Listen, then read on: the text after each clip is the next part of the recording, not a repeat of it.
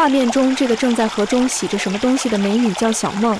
今天是小梦独自荒野生存的第一天，之前小梦是没有这方面的经历的，所以相对的，她就比其他荒野生存大佬青涩了许多。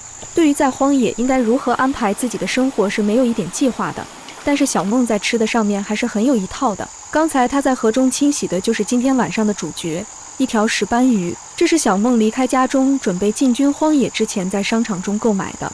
小梦决定趁着还新鲜赶紧把它做了。正巧此时的天色也已经黑了，小梦决定就开始在火上烤鱼。正巧的是此时天色也已经差不多要暗下来了。小梦这番无心插柳之举正巧解决了自己的窘境。只见她在等待着火上烤鱼的时间里，还在旁边的小河流中放了一些饮料水果。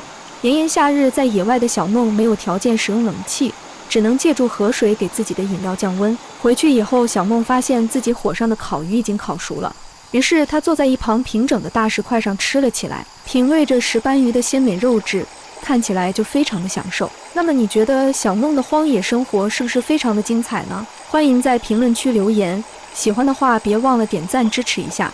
如果想看更多有趣视频，就请关注我吧。